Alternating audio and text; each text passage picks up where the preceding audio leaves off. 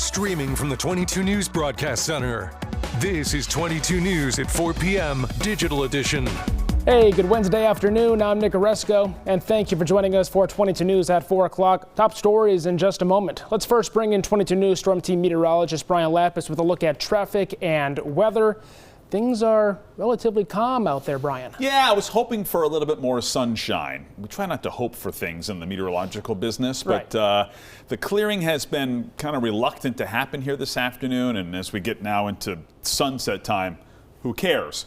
So with that said, at least we're drying out, and the warm-up is really going to click into high gear here as we head into the second half of the week. Let's take a look at traffic first, shall we? You can see here, no major traffic problems.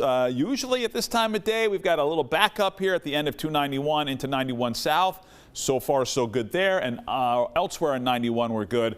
And the Pike is also in good shape as well, both east and west of the Connecticut River. Okay, what am I going to show you here? I'm going to show you clouds and radar. Let me see if I can go back and show you temperatures. Here we go. 35 now, Northampton, 35 Westfield, so we're above freezing, 36 in Springfield and Greenfield. And in the Berkshires, we're also above freezing.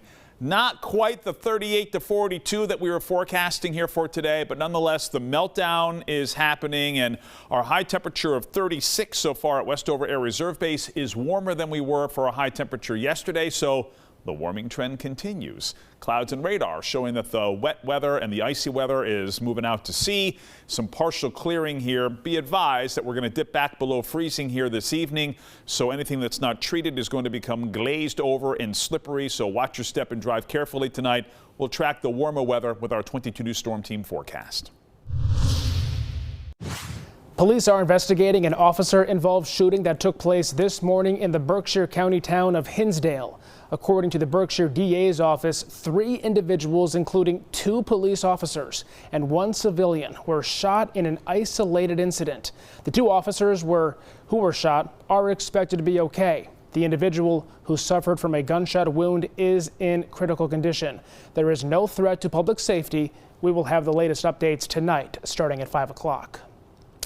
Meantime, we now know the identity of the man who was struck and killed by his neighbor on Shady Brook Lane in Springfield last week.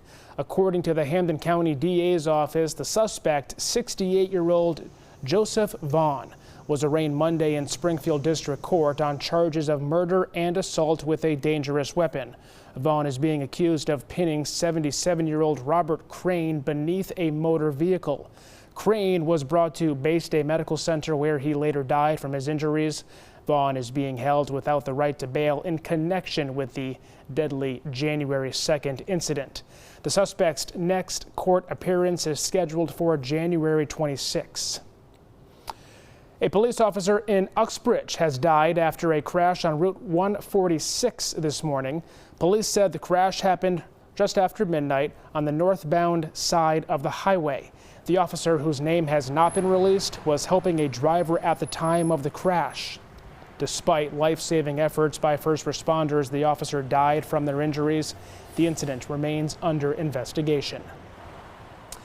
In Connecticut, a Manchester man has been charged with second-degree manslaughter for his connection with a hit-and-run that killed a 14-year-old in Hartford.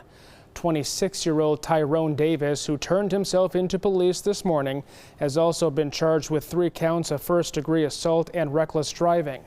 The crash happened on Christmas Day on Cornwall Street. When officers arrived, they found a green Toyota Camry and a Tesla Cybertruck in the middle of the road. Davis then ran away. All occupants of the Toyota suffered serious injuries and had to be forced out of the vehicle.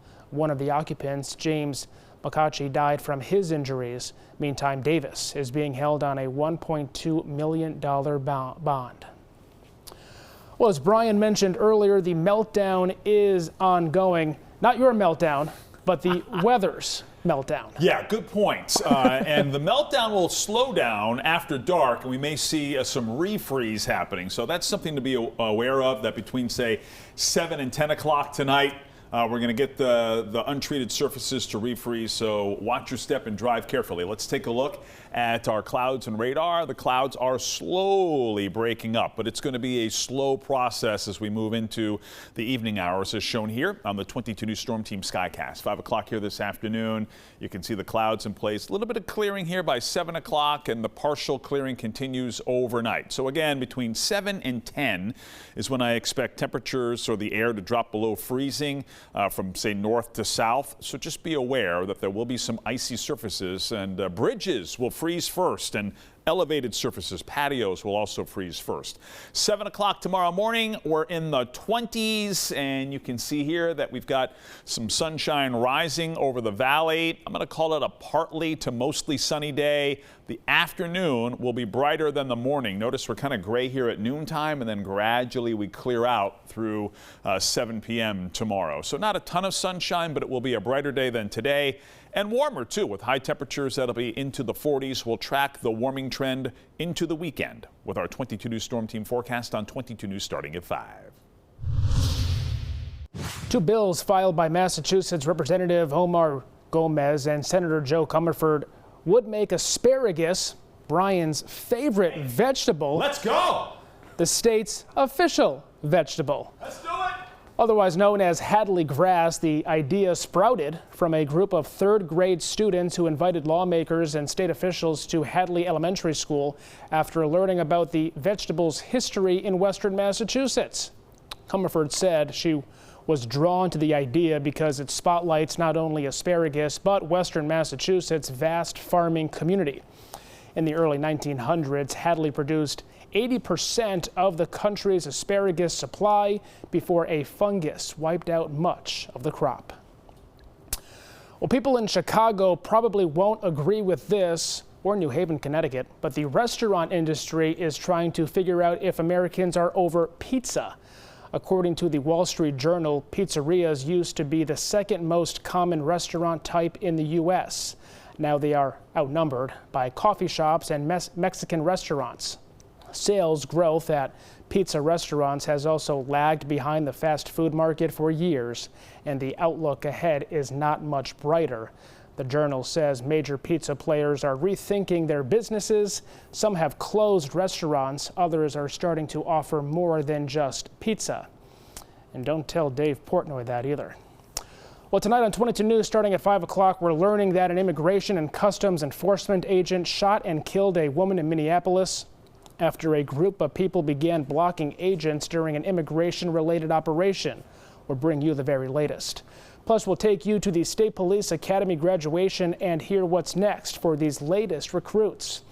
And the winter weather causing slippery conditions on the roads this morning. We are working for you on how to prevent an unwanted wipeout while driving. Brian. Take it slow as you move into the evening commute. Temperatures will be in the mid-30s, so no major problems with icing, but there could be a couple of slippery spots around. So far, traffic is running fine. Look at this, the beginning of the evening commute, and really no major slowdowns on I-91 in downtown Springfield, and the Pike looks good on either side of the Connecticut River. North of the Pike, I-91 also moving just fine. We'll talk about the continued warming trend here this week on 22 News at 5. Updates anytime at wwlp.com, the free 22 News app, and always on 22 News Plus. We'll see you tonight starting at 5.